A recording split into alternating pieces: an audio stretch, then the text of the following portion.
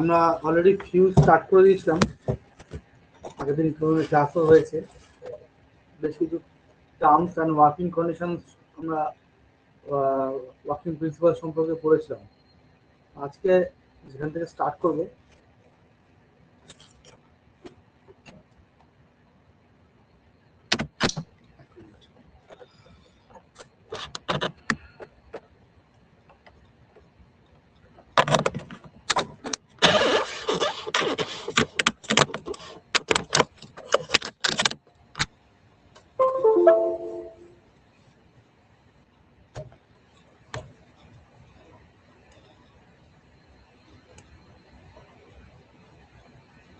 সবাই একটু খাতা পেন নিয়ে বসবে। হ্যাঁ,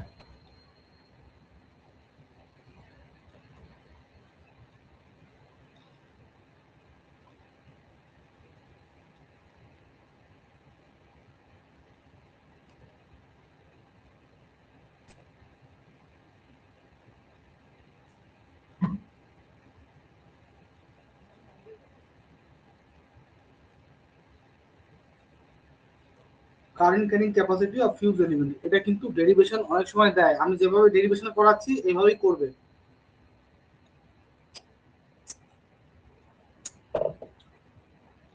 তো আমি কি বলেছিলাম, ফিউজটা কি? ফিউজটা একটা ওয়্যার, যেই ওয়্যারটা হিট একটা পার্টিকুলার অ্যামাউন্ট অফ হিটে কাজ করে। ধরে নিলাম H1 হিটে এই নর্মাল কাজ করে, নর্মাল রিজন, নর্মাল থাকে, ঠিক আছে, এতে মেল্ট হয় না। তো এর জন্য যে কারেন্টটা ফ্লো করছিল, দ্যাট ইজ আই, এই কারেন্টটা ফ্লো করছিল, এই হিটটা তৈরি হচ্ছিল I1 কারেন্টের জন্য, H1 হিট তৈরি হচ্ছিল, তাতে আমার এই ফিউজটা নর্মালি ছিল, কোনো রকম ফিউজ রাপচার করছিল না, ঠিক আছে। তার মানে এটা হচ্ছে নর্মাল কারেন্ট। হ্যাঁ, I1 হচ্ছে নর্মাল কারেন্ট। এখন যখন ফল্ট হলো, তখন শর্ট সার্কিট কারেন্ট ফ্লো করতে শুরু করলো। এই শর্ট সার্কিট কারেন্ট নর্মাল কারেন্টের থেকে বেশি, তাহলে তখন কি হলো, তখন যে হিটটা তৈরি হলো, দ্যাট ইজ H2, এই হিটটা তৈরি হলো। এখন এই হিটটা H2 হচ্ছে H1 এর থেকে বড়, তখন কি হবে, তখন এই হিটটাতে কি হবে, এই ফিউজটা মেল্ট হয়ে যাবে, ফিউজটা গলে যাবে, ফিউজটা মাঝখান থেকে গলে গেছিল, গলে যাবে, ঠিক আছে, ফিউজটা মাঝখান থেকে এরকম গলে যাবে। কেমন? সেটাই আমরা আজকে দেখতে চলেছি, ম্যাথমেটিক্যাল এক্সপ্রেশন অনুযায়ী দেখতে চলেছি। দেখো, যে হিটটা প্রডিউস হচ্ছে, যে হিটটা প্রডিউস হচ্ছে, সেই হিটটাই বেরিয়ে যাচ্ছে, সেই হিটটাই লস হয়ে যাচ্ছে। হিটটা দাঁড়িয়ে থাকছে না, হিটটা কি হচ্ছে, বেরিয়ে যাচ্ছে, তাই তো, হিট এক জায়গায় থাকছে না, হিটটা বেরিয়ে যাচ্ছে। তাহলে হিট প্রডিউস কত, I²R, আর হিট লস কত হচ্ছে, হিট লস তার ফর্মুলা হচ্ছে, একটা কনস্ট্যান্ট ধরবো আমরা, constant into effective area.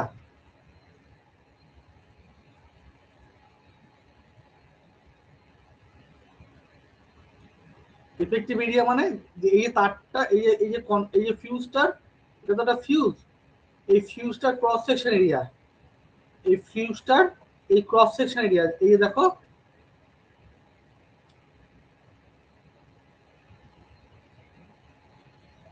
ফিউজটার cross section area, এটা হচ্ছে এফেক্টিভ এরিয়া, ঠিক আছে।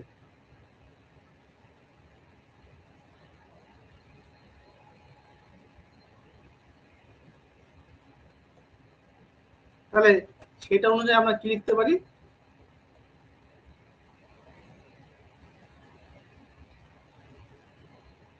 Constant into diameter into length. কেমন? আচ্ছা, I²R। আচ্ছা, আর এর ফর্মুলা কি, আর কে আমরা কি লিখতে পারি, R is equal to rho L by A লিখতে পারি তো। হ্যাঁ কি না তো বলবে। আচ্ছা এখানে ডিটা কি, এই ডিটা হচ্ছে ডায়ামিটার আর এল হচ্ছে লেন্থ অফ ফিউজ। ওই আগের দিন আমি ওই জন্যই বলছিলাম যে যে কোনো ডায়ামিটার আমি ইউজ করতে পারি না, যে কোনো লেন্থ আমি আমার ইচ্ছে মতো ইউজ করতে পারি না, ঠিক আছে? ডায়ামিটার লেন্থের উপর ডিপেন্ড করছে হিট কতটা প্রডিউস হচ্ছে, আগের দিন দেখিয়েছিলাম। তাহলে এবার হচ্ছে আমি আর এর ভ্যালুটা এখানে পুট করে দেবো।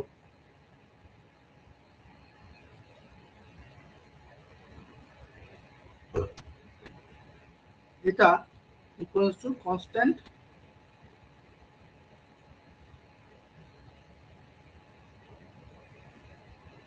Into D into L. আচ্ছা এবার এই যে এ এ আছে এরিয়া, এরিয়া সমান সমান কি হয়? এই এই যে একটা সার্কেলের এরিয়া কত কে বলতে পারবে? এটা এরিয়া ফর্মুলা কি? ব্যাস ইনটু পরিধি পাই বাই 4 ডি স্কয়ার, ঠিক আছে? পাই বাই 2 আর স্কয়ার হয় এই, ঠিক আছে, পাই আর স্কয়ার। সেখান থেকে আমি যেহেতু ডায়ামিটার নিয়েছি ওই জন্য পাই বাই 4 করে দিয়েছি, কেমন? যেহেতু এখানে ডি আছে ওই জন্য এখানেও আমি ডি তে নিয়ে আসলাম, ডায়ামিটার দিয়ে নিয়ে আসলাম। তাহলে সেটাই আমি করব।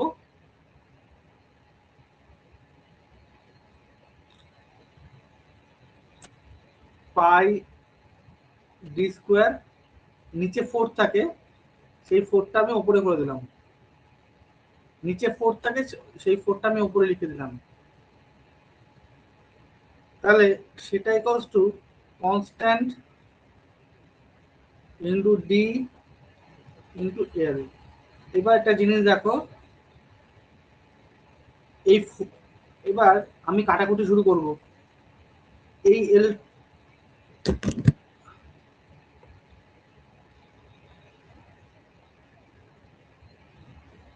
কাটাকুটি শুরু করছি, এই এল কাটলাম, এল কাটলাম, ঠিক আছে, এল আমি কেটে দিলাম।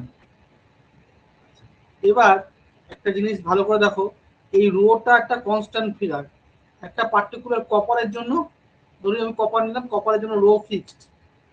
অ্যালুমিনিয়াম যদি নিই, অ্যালুমিনিয়ামের জন্য রো ফিক্সড, ঠিক আছে?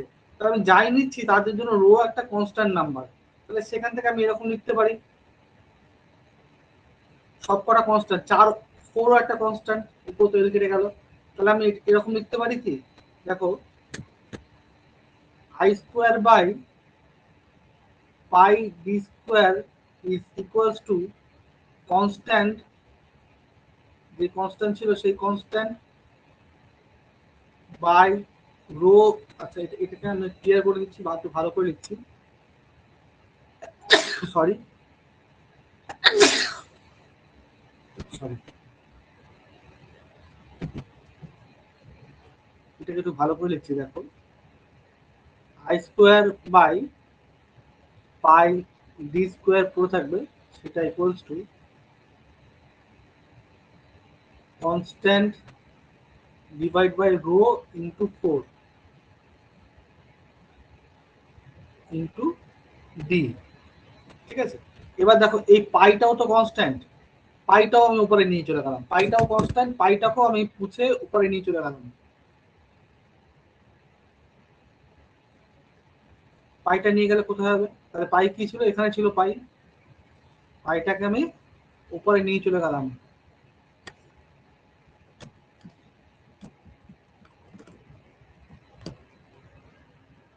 ঠিক আছে? এবার একটা জিনিস দেখো, এবারে একটা জিনিস দেখো, এই পার্টটা টোটালটাই কনস্ট্যান্ট, এই পার্ট টোটালটাই কনস্ট্যান্ট। তাহলে এই যে কনস্ট্যান্ট সেটাকে কে কে হিসাবে আমি লিখছি, কে ইকুয়াল টু পাই, একটা কনস্ট্যান্ট আগে থেকে ছিল, বাই রো ইন্টু 4, এটা হচ্ছে কে এর ভ্যালু। তাহলে এটা যদি কে এর ভ্যালু হয় তাহলে আর এই যে ডি ডি স্কোয়ারটাকে আমি ওদিকে নিয়ে চলে গেলাম উপরে, ডি স্কোয়ারটাকেও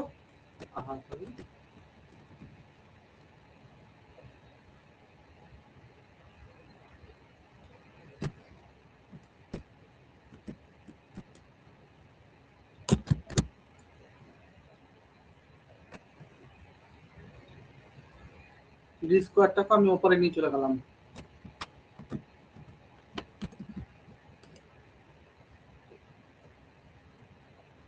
তাহলে এখন আমি লিখতে পারি I square is equal to K into D cube, লিখতে পারি তো?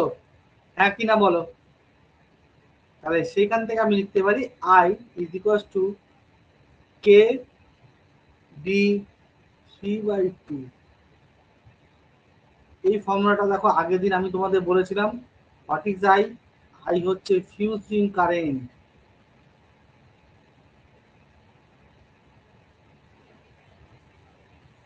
আমি ফিউজিং কারেন্টের ফর্মুলাটা ডিরাইভ করে দেখালাম। এই ডেরিভেশনটা পরীক্ষাতে দেয়, অনেক সময় পরীক্ষাতে পড়ে, ঠিক আছে? এটা ইম্পর্টেন্ট, এখান থেকে নিউমেরিক্যালসও আছে, দেখে নাও, তারপরে আমি অঙ্ক দেবো। কোনো কোশ্চেন থাকলে বলবে।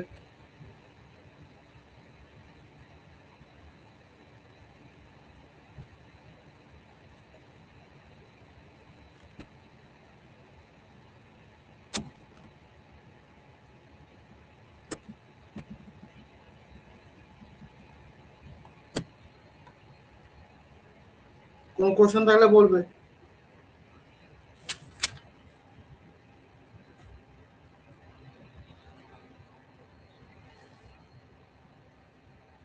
বুঝতে পেরেছো সবাই?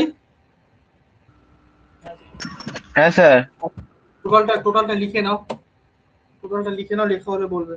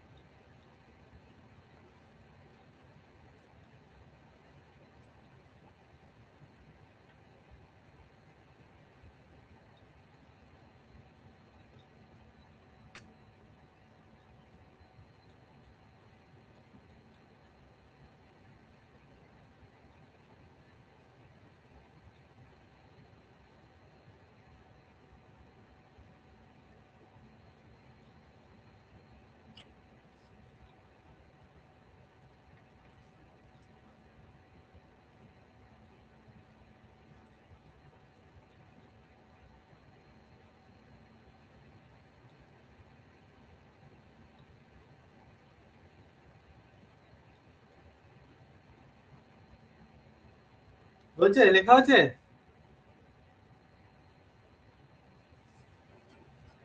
হ্যাঁ স্যার। কমপ্লিট? আচ্ছা ঠিক আছে। তো এটা নিউমেরিক্যাল দিচ্ছি, অঙ্ক দিচ্ছি, করো।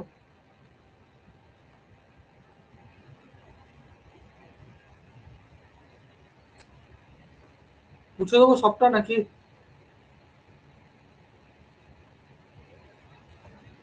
পাশে দিচ্ছি।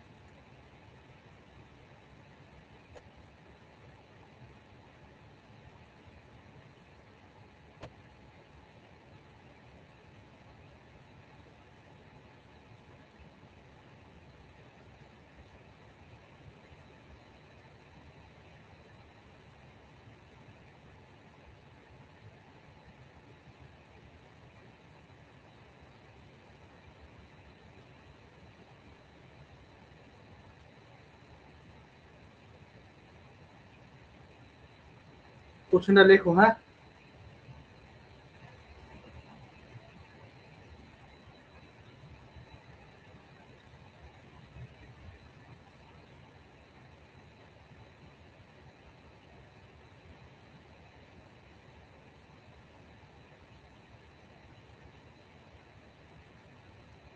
কি বলেছে, একটা ফিউজের ওয়্যার আছে, ভালো করে পড়ো কোশ্চেনটা কি বলেছে।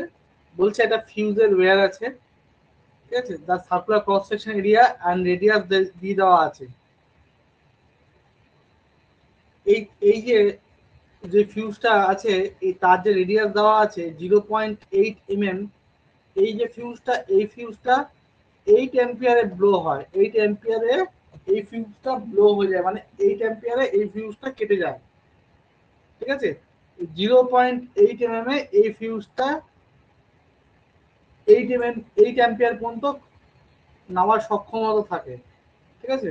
তাহলে 1 অ্যাম্পিয়ারে যদি 1 অ্যাম্পিয়ার 1 অ্যাম্পিয়ার যদি 1 অ্যাম্পিয়ারে যদি ফিউজটা কাটতে হয়, তাহলে তার রেডিয়াস কত হতে হবে? ক্লিয়ার? অঙ্কটা ক্লিয়ার হয়েছে? করতে পারবে? খানিকক্ষণ টাইম দিচ্ছি, করো, চেষ্টা করো।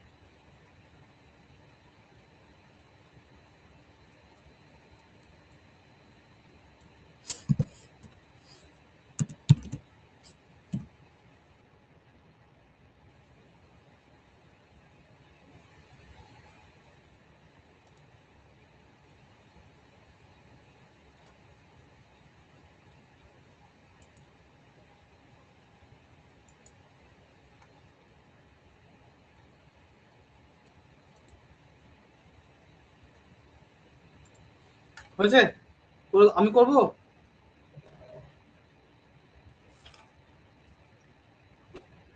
চলো আমি করছি। আনসার বেরিয়েছে কারণ?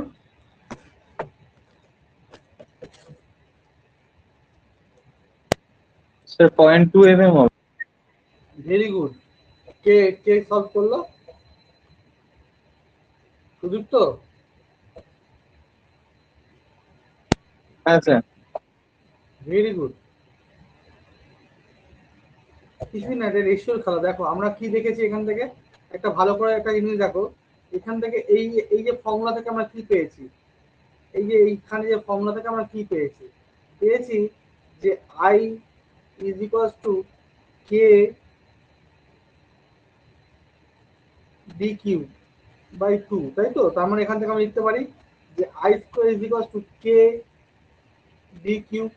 তার মানে এখান থেকে বলতে পারি I square is proportional to D Q. ডিটা কি? ডি হচ্ছে ডায়ামিটার। তাহলে ঠিক ডায়ামিটার যদি হয়, তাহলে এখান থেকে আমরা লিখতে পারি যে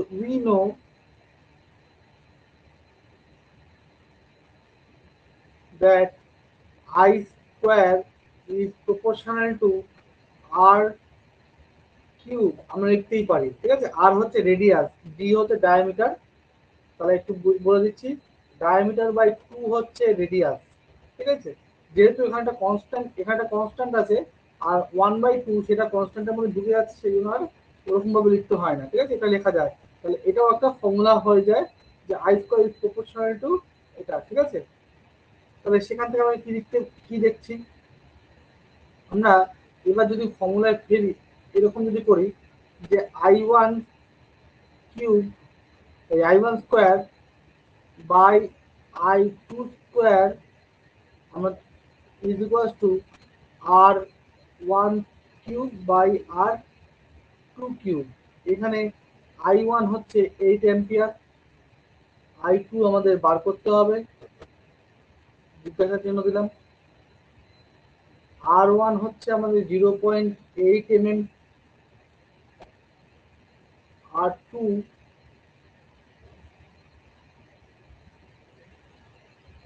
আমাদের সরি সরি সরি এখানে I2 ভ্যালু বলে দেওয়া আছে, I2 ভ্যালু হচ্ছে 1 অ্যাম্পিয়ার।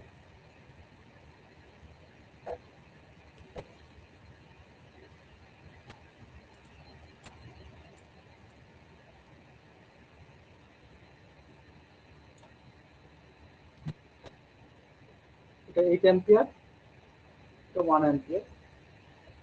R2 ভ্যালু, R2 আমাদের বার করতে হবে। তাহলে এখান থেকে এটা হচ্ছে R2,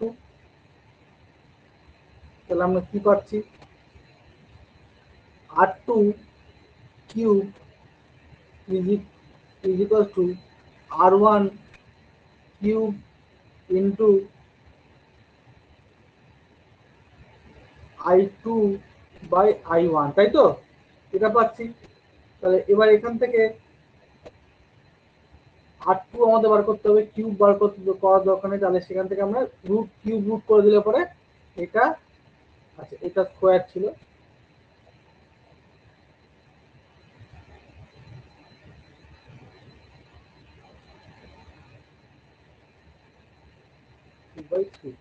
এবার আমাদের শুধু ভ্যালুগুলো যদি আমরা বসাই,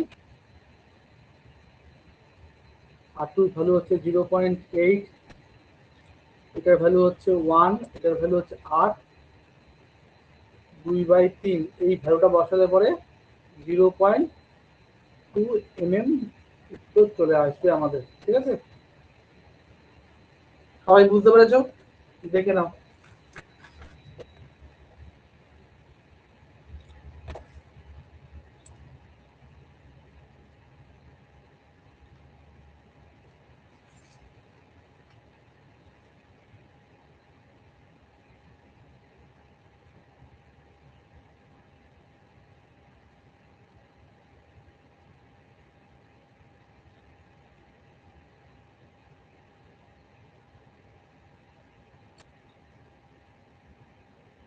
ঠিক আছে, অঙ্কটা দেখে নিয়েছো, কারো কোনো কোশ্চেন থাকলে বলো, তাড়াতাড়ি বলো। অনেকটা জিনিস, আরো আরো কটা জিনিস পড়াতে হবে, তাড়াতাড়ি বলো।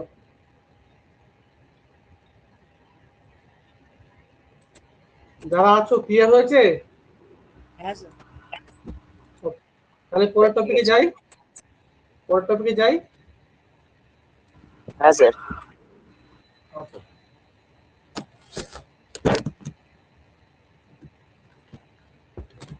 এবার আমরা ক্লাসিফিকেশন অফ ফিউজ দেখবো, হ্যাঁ, টাইপ অফ ফিউজ।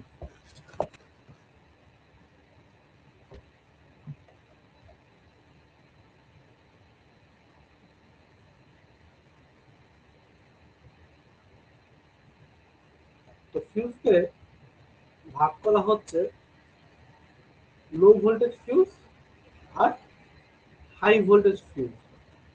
এবার এই লো ভোল্টেজ ফিউজকে আবার দুটো ভাগে ভাগ করা হয়, একটা হচ্ছে, আচ্ছা একটি 3 ভাগে ভাগ করা হয়। একটা হচ্ছে, বা আমি 2 ভাগে যদি বলি,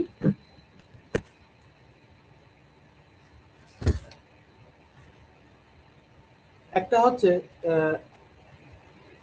semi enclose type fuse, semi enclose type fuse, একটু বড় করে দেখাই।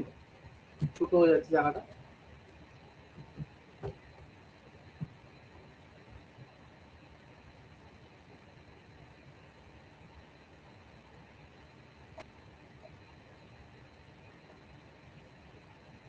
লো voltage fuse, high voltage fuse. হাই ভোল্টেজের এক নম্বর হচ্ছে সেমি এনক্লোজড,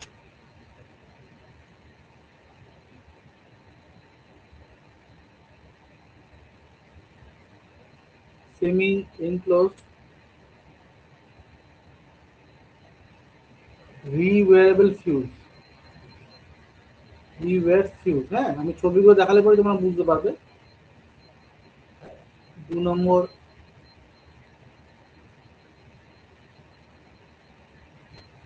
এইচআরসি ফিউজ, আর 3 নম্বর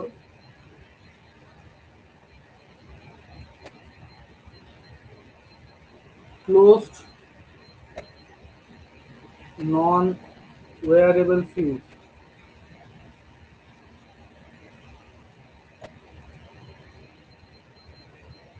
ঠিক আছে, আমি প্রথমের ছবিটা, প্রথম যে এটার ছবিটা আগে দেখাচ্ছি, তাহলে দেখো তোমরা বুঝতে পারবে।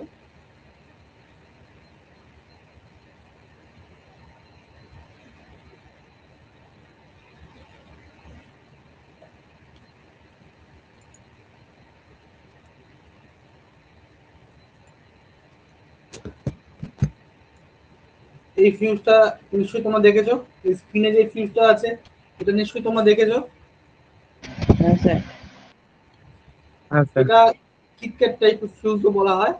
ঠিক আছে, এটা হচ্ছে রিওয়্যারেবল ফিউজ। কেন? এই যে এখানে আমরা কি করতে পারি, এখানে আমরা ফিউজের তারটা এখান থেকে এখানে পরে, এখান থেকে এখানে আমরা ফিউজের তারটা রাখি। এই ফিউজের তারটা কেটে গেলে পরে আমি আবার আরেকটা ফিউজের তার এখানে এনে লাগিয়ে দেবো, তাই তো? এর বডিটা এটা সিরামিকের থাকে, সিরামিকের থাকে। ঠিক আছে, কোনটাকে কি বলা হয় আমি লেবেলিংটা দেখিয়ে দিচ্ছি, করে নাও।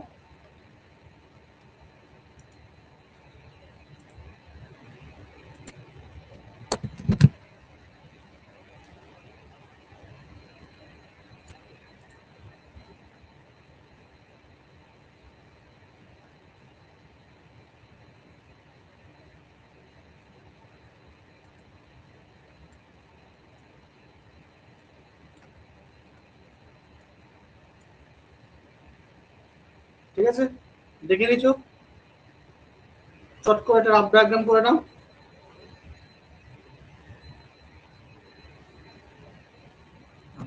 নিশ্চয়ই তোমাদের ডায়াগ্রাম করা হয়েছে। এরপরে এরপরে যে ফিউজটা আমি দেখাবো এটা হচ্ছে ক্লোজড নন ওয়্যার টাইপ ফিউজ। এটাও তোমরা দেখেছো, এই টাইপের ফিউজও তোমরা দেখেছো।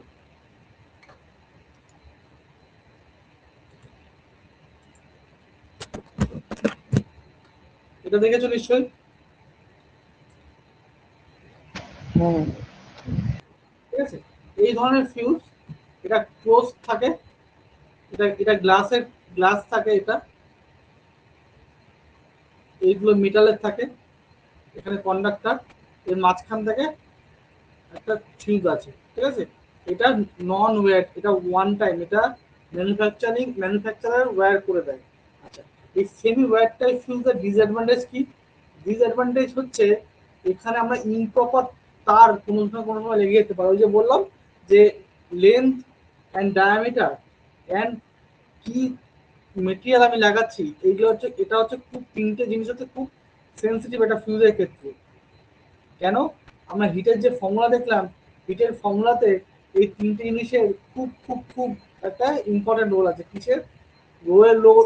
একটা রোল আছে। তার মানে কি? তার মানে হচ্ছে যে কি মেটেরিয়াল আমি ইউজ করছি, রোল আছে কার কতটা লেন্থ আমি ইউজ করছি, রোল আছে কার কতটা কতটা ক্রস সেকশন এরিয়া হচ্ছে।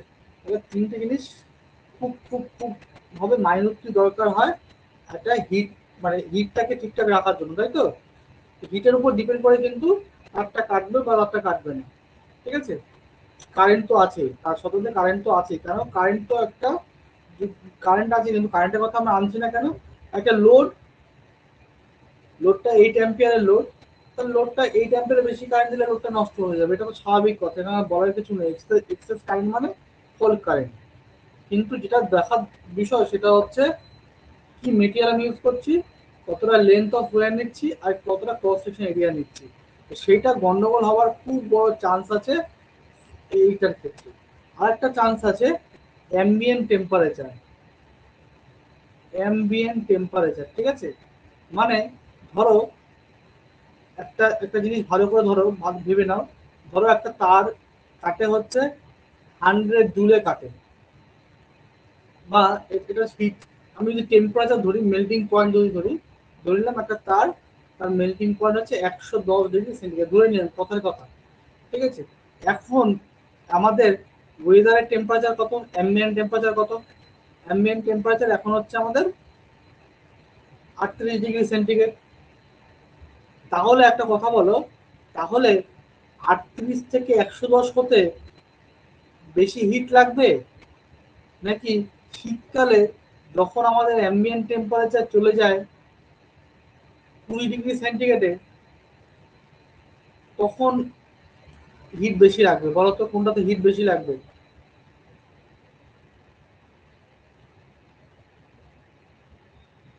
বলো আমাকে কেউ একজন। শীতকালে স্বাভাবিকভাবে শীতকালে আমাদের বেশি অ্যামাউন্ট অফ হিট লাগবে ওই তারটাকে মেল্ট করানোর জন্য। তার মানে হচ্ছে এটাই যে শীতকালে চান্স আছে যে কারেন্টটা বাড়তে বাড়তে অনেকটা দূর চলে যেতে পারে, যেটা হয়তো গরমকালে অতটা গেল না স্পাইক। ঠিক আছে,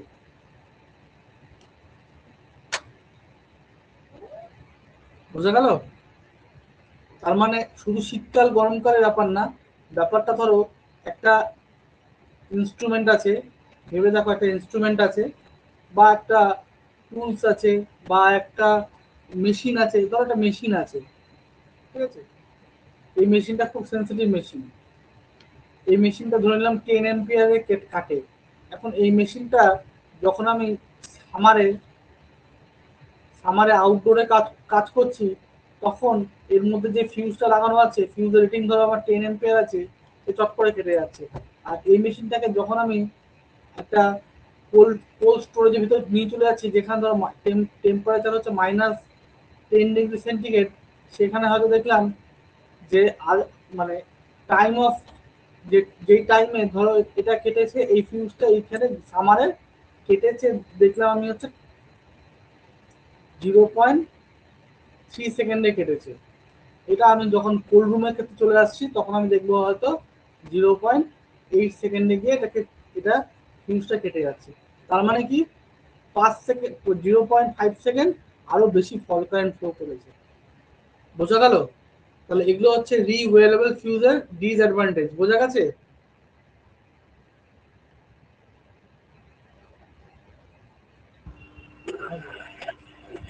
তার থেকে আমার অ্যাডভান্টেজেস হচ্ছে এই ফিউজটা হচ্ছে অ্যাডভান্টেজিয়াস।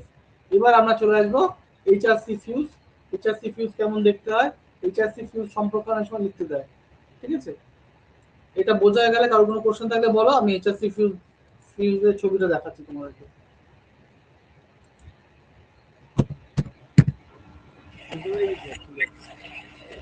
বাকিরা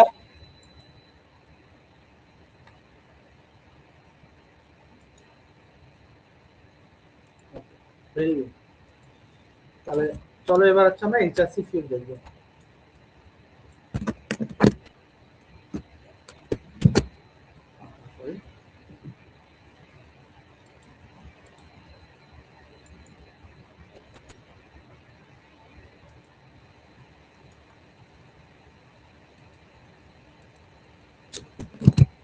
এটা একটা এইচআরসি ফিউজের ছবি, ঠিক আছে। এই পাশাপাশি আমি ইন্টারনাল ডায়াগ্রামটাও দেখছি, তাহলে তোমাদের বুঝতে সুবিধা হবে।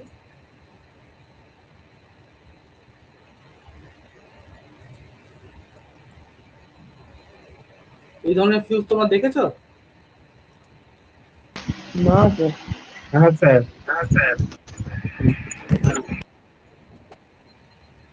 এটা হচ্ছে এইচআরসি ফিউশন। স্ক্রিনটা বড় করে দিচ্ছি, তবে বড় করে হবে না। এইচআরসি, ঠিক আছে।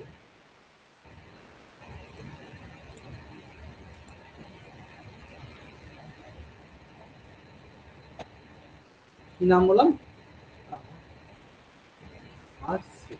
What is HRC? HRC full form কি?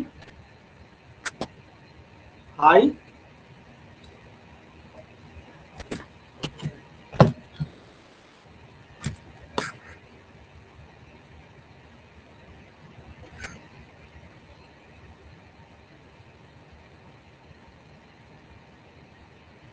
হাই রাপচারিং ক্যাপাসিটি, ঠিক আছে। হাই রাপচারিং ক্যাপাসিটি, এই ছবিটা এর থেকে এঁকে নাও।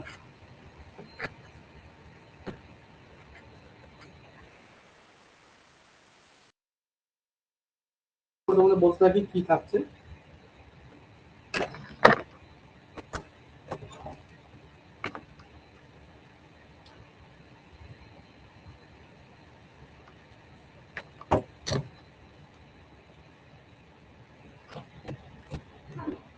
নাম বোর্ডটা একটু প্রবলেম হয়েছে।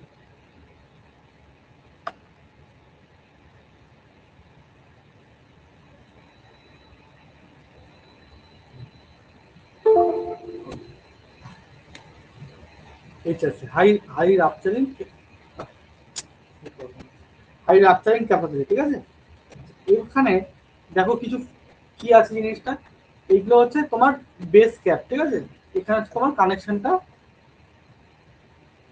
এটা হচ্ছে বেস ক্যাপ, এর সাথে এইখানে আউটার এলিমেন্টসটা লাগানো থাকছে, ঠিক আছে। আর এখানে এটা হচ্ছে আমাদের ফিউজিং এলিমেন্ট, এটা হচ্ছে আমাদের ফিউজিং এলিমেন্ট, ঠিক আছে। আর এগুলো হচ্ছে যে ডট ডট দেওয়া আছে, এটা হচ্ছে ফিলিং মেটেরিয়াল। ফিলিং মেটেরিয়ালটা কিসের থাকে? এটা চক, প্লাস্টার, প্লাস্টার প্যারিস, এই সমস্ত কিছু জিনিস থাকে যারা হচ্ছে non conductor of temperature, non conductor of temperature, মানে টেম্পারেচারের কোনো আদান প্রদান বা টেম্পারেচারটা নেয় না। এই যে আমি তোমাদের বললাম, কি বললাম, যে আগের বার সেমি ওই সেমি এনক্লোজড টাইপ রিওয়েরেবল ফিউজের ক্ষেত্রে যে প্রবলেমটা হচ্ছে, এটা হচ্ছে যে বাইরের টেম্পারেচার কিন্তু এফেক্ট করছে। এই ক্ষেত্রে কি হচ্ছে দেখো, এই ক্ষেত্রে বাইরের আউটার যে টেম্পারেচার, সেই টেম্পারেচার খুব একটা ভেতরে ঢুকতে পারছে না, আবার ভেতরের টেম্পারেচার পুরোটা বাইরে যেতে পারছে না। কেন? এখানে আমাদের যেগুলো দেওয়া আছে, যে মেটেরিয়াল দেওয়া আছে, হ্যাঁ, যে ডাস্ট পার্টিকেল গুলো দেওয়া আছে, সেগুলো যে ফিলিং মেটেরিয়ালটা, ফিলিং পাউডার গুলো দেওয়া আছে, তারা হচ্ছে নন কন্ডাক্টর অফ টেম্পারেচার, টেম্পারেচারকে খুব একটা পাচ্ছে না, টেম্পারেচার তার মধ্যে দিয়ে ওটা ফ্লো করে না, ঠিক আছে। এর ফলে দুটো খুব ভালো জিনিস হয়। কি হয়? কি হয়? একটা জিনিস হয় হচ্ছে যে বাইরের টেম্পারেচার ভেতরে আসতে পারছে না, ভেতরের টেম্পারেচার বাইরে যেতে পারছে না। এখন তোমাদের এরপরে একটা প্রশ্ন আসবে যে স্যার এইটার কস্টিং কত? এটা এই এইচআরসি ফিউজের কস্টিং কত? কত সুদীপ্ত? যাই হোক, এইচআরসি ফিউজের কস্ট হচ্ছে, হ্যাঁ বলো। এটা স্যার 200 অ্যাম্পিয়ারের ফিউজ স্যার কমসে কম 650 থেকে 800 টাকা। 650 থেকে 800। আর তোমরা এমনি অ্যাম্পিয়ারটা দেখেও বুঝতে পারছো। এটা যদি আরো যদি লো অ্যাম্পিয়ারের ক্ষেত্রে বলি, আমি যদি ধরে নিলাম যে এটা তোমার 60 অ্যাম্পিয়ারের কাছাকাছি বা 63 অ্যাম্পিয়ারের কাছাকাছি যদি হয়, সেটা ওই কমসে কম 200-250 টাকার কাছাকাছি হবে, ঠিক আছে। ওয়ারাস ওই গ্লাসের কাচের মধ্যে যে ফিউজটা দেখেছিলাম, সেটার দাম এর হাফ।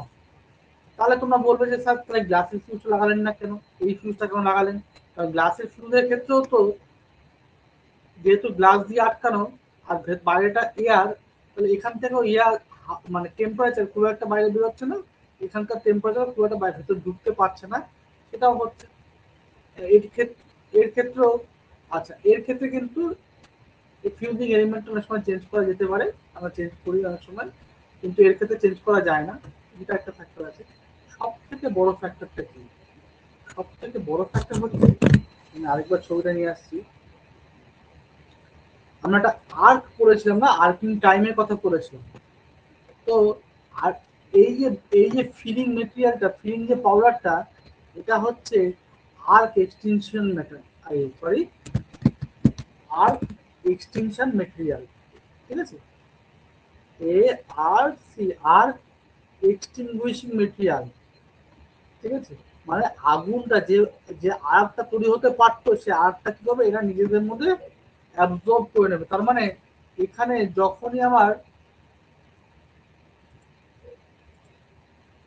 যখনই আমার এই যে একটু করে কাটলো, আর্ক তৈরি, জাস্ট আর্ক তৈরি হচ্ছে, তৈরি হতে যাবে, তখনই কি হলো, এই যে এখানকার যে আর্কটা, সেটা এনার্জিটা এখানে এর মধ্যে অ্যাবজর্ব হয়ে গেল। তার জন্য টোটালি আর হলো না। যেরকম সার্কিট ব্রেকারের ক্ষেত্রে SF6 যে কাজটা করেছিল, এই ক্ষেত্রে ফিলিং পাউডার সেই কাজটাই করছে, আর্ককে একদমই হতে দিচ্ছে না। ক্লিয়ার সকলের কাছে? তার ফলে কি হচ্ছে, তার ফলে ওই যে গ্রাফটা দেখিয়েছিলাম আগের দিনকে, নিশ্চয়ই মনে আছে তোমাদের, যে গ্রাফটা দেখিয়েছিলাম, নিশ্চয়ই মনে আছে।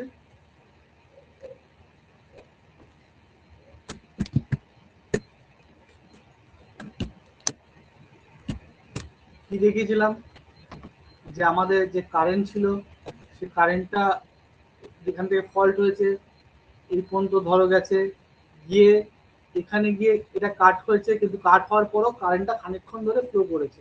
তাহলে এতটা টাইম ধরে আমার কিন্তু ফল কারেন্টটা ফ্লো করে গেছে, এতটা টাইম ধরে ফল কারেন্ট ফ্লো করে গেছে, তাই না?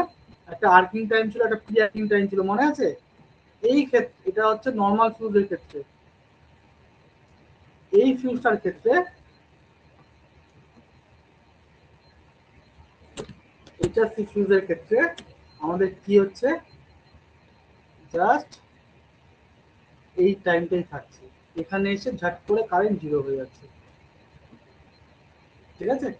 একদম একদম জিরো হয়ে যাচ্ছে। তাহলে আমাদের এতটা টাইম সেভ হচ্ছে, এই আর্কিং টাইমটা সেভ হয়ে যাচ্ছে। HRC ফিউজ ক্লিয়ার হয়েছে, লো ভোল্টেজ ফিউজ ক্লিয়ার হয়ে গেছে।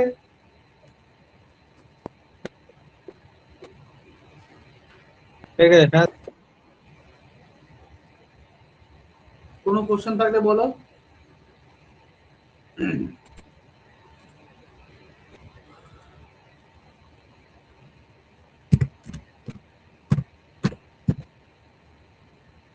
আরো কোনো কোশ্চেন থাকলে বলো।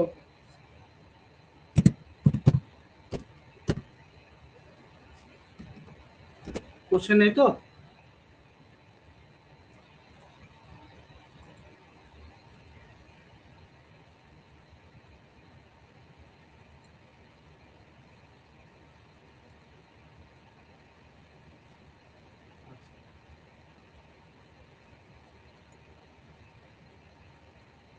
এবার আমরা আসবো হাই ভোল্টেজ বা হাই ভোল্টেজ ফিউজের ক্ষেত্রে।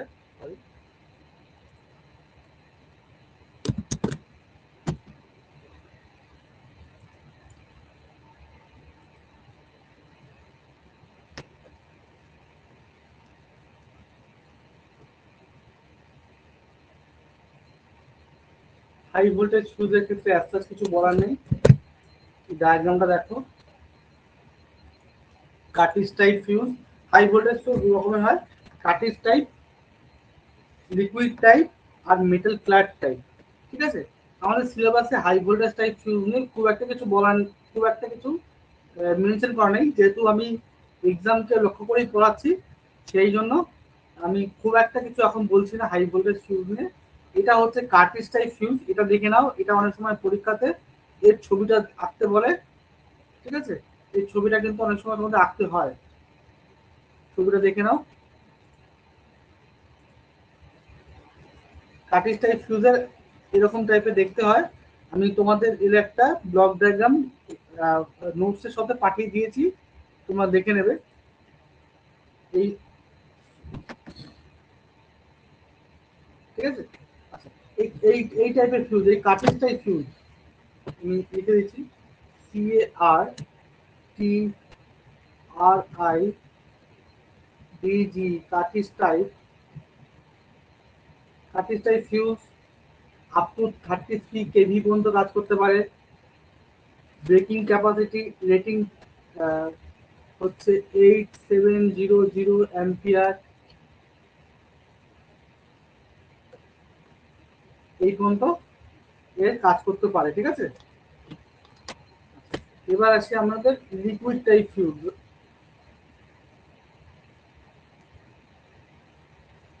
লিকুইড টাইপ ফিউজ এগুলো শুধু এমসিকিউতে দেয়, এটা আমি বলে দিচ্ছি। আপ টু 132 কেভি পর্যন্ত কাজ করতে পারে, 6100 অ্যাম্পিয়ার। আর হচ্ছে মেটাল ক্লাড আমাদের না জন্য হবে, ঠিক আছে। তাহলে এই হচ্ছে আমাদের ফিউজের মানে ফিউজ চ্যাপ্টার, আমি এখানেই শেষ করলাম। আর যদি কোনো কোশ্চেন থাকে আমাকে বলো।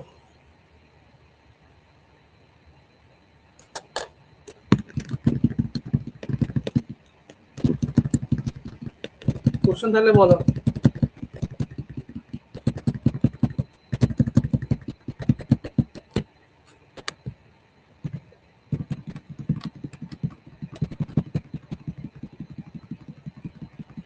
তোমাদের কারো কোনো কোশ্চেন নেই?